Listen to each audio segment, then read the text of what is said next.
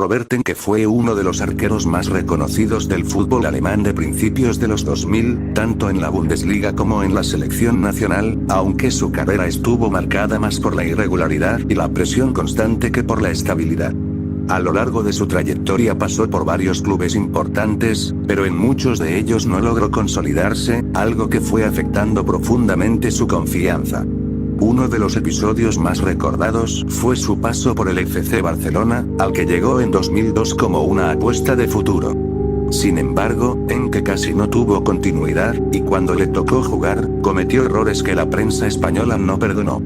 El momento más duro llegó en la Copa del Rey 2002-2003, cuando el Barcelona quedó eliminado de forma humillante ante el Novelda CF, un equipo de tercera división, derrota que lo marcó profundamente y lo dejó señalado por la crítica como un arquero poco fiable para la élite.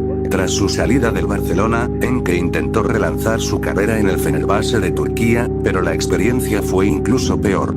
Sus actuaciones no convencieron y la presión de la afición fue extrema, hasta el punto de recibir amenazas directas, algo que agravó aún más su estado emocional.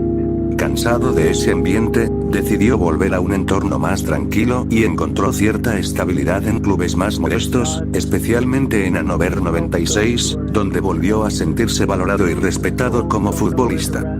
En el plano personal, su vida también parecía encaminarse cuando nació su hija Lara, un acontecimiento que le devolvió ilusión y sentido, aunque pronto llegó otro golpe durísimo. La niña nació con una grave malformación cardíaca. Aún así, Enke y su familia lucharon durante 2 años hasta que, en 2006, Lara falleció debido a complicaciones médicas, un hecho que lo destrozó emocionalmente. Aunque por fuera parecía recuperado, volvió a rendir bien en la Bundesliga y llegó a ser titular con la selección alemana. Por dentro Robert Enke seguía librando una batalla silenciosa contra una depresión profunda, en una época en la que hablar de salud mental en el fútbol era casi un tabú. En noviembre de 2009, tras un entrenamiento, avisó a su entorno que llegaría más tarde a casa y esa noche decidió quitarse la vida. Su muerte conmocionó al fútbol mundial y abrió un debate que hasta entonces casi no existía: la presión psicológica extrema sobre los futbolistas profesionales y la falta de apoyo emocional real. El legado de Enke no quedó solo en el dolor, ya que a partir de su caso se crearon fundaciones y programas dedicados a la salud mental en el deporte, convirtiéndolo en un símbolo de una problemática que durante años fue ignorada.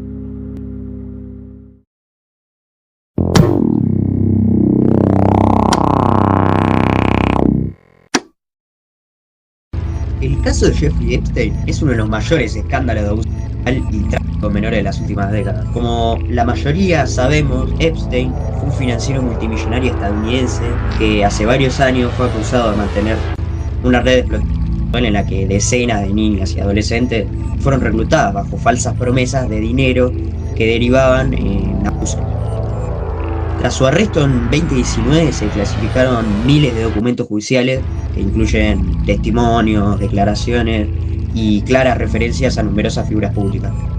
Esto generó una enorme polémica internacional. Dentro de estos archivos aparece mencionado el nombre del exfutbolista francés Franck Ribéry, ídolo del Bayern Múnich y la selección francesa. Pero es importante aclarar que la aparición de su nombre no implica una acusación ni una condena, ya que se trata de solamente referencias incluidas en declaraciones de terceros. En concreto, una carta de denuncia fechada en noviembre de 2019, atribuida a una mujer que afirma que Ribéry habría intentado agredirla en un contexto privado y que después la policía intervino. Sin embargo, no existen registros públicos de esta denuncia haya derivado en cargos judiciales, por lo que se trata de una alegación no verificada dentro del volumen de documentos del caso Epstein. La mención de Ribéry cobró mayor repercusión mediática debido a antecedentes previos en su carrera, especialmente en el La Falla de 2009, en el que él y Karim Benzema fueron investigados por un caso de prostitución que involucraba a una menor de edad. Tras varios años de proceso, la justicia francesa absolvió a Ribéry en 2014 al no demostrarse que conociera la edad real de la joven. En conclusión, aunque su nombre figure en los archivos Epstein, no hay pruebas ni causas judiciales abiertas que lo vinculen directamente con la red criminal, por lo que este caso debe entenderse con cautela y ser claramente diferenciado entre hechos comprobados y simples menciones documentales.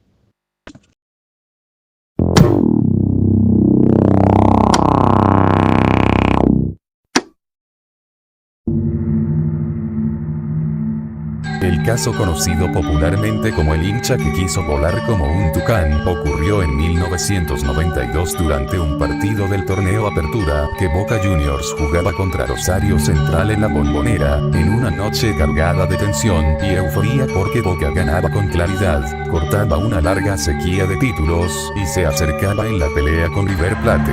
En ese contexto de festejo desbordado, Ricardo Claudio Frega, un hincha de 34 años, empezó a llamar la atención de quienes lo rodeaban por su comportamiento exaltado, repitiendo frases que después quedarían grabadas en la memoria colectiva, como que estaba más feliz que la mierda y que quería volar como un tucán, hasta que, ante la sorpresa y el horror de los demás espectadores, se arrojó desde la tribuna, provocando una tragedia inmediata que silenció al estadio y transformó una celebración en conmoción absoluta, dando lugar a discusiones sobre la pasión llevada al extremo, el estado emocional de los hinchas, la seguridad en los estadios y el peligro de convertir este tipo de episodios en folclore o chistes, cuando en realidad se trató de una muerte real y evitable que quedó marcada como uno de los momentos más oscuros y dolorosos de la historia del fútbol argentino.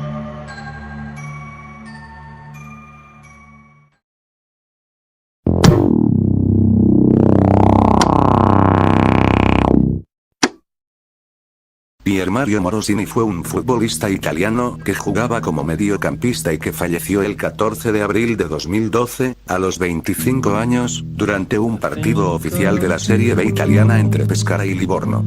A los pocos minutos de iniciado el encuentro, Morosini se desplomó repentinamente en el campo, sin haber tenido contacto previo con otro jugador. El partido se detuvo de inmediato y el futbolista fue atendido por el personal médico y trasladado de urgencia al hospital, pero falleció poco después. La causa oficial de la muerte fue un paro cardíaco súbito, un fenómeno poco frecuente pero devastador en deportistas jóvenes aparentemente sanos. El caso generó una enorme conmoción en el fútbol italiano y europeo, no solo por la edad del jugador, sino también por las circunstancias personales que rodeaban su vida. Morosini había tenido una infancia marcada por la tragedia. Perdió a su madre cuando era adolescente, a su padre años después y, en 2011, a su hermano mayor, quien también sufría problemas de salud.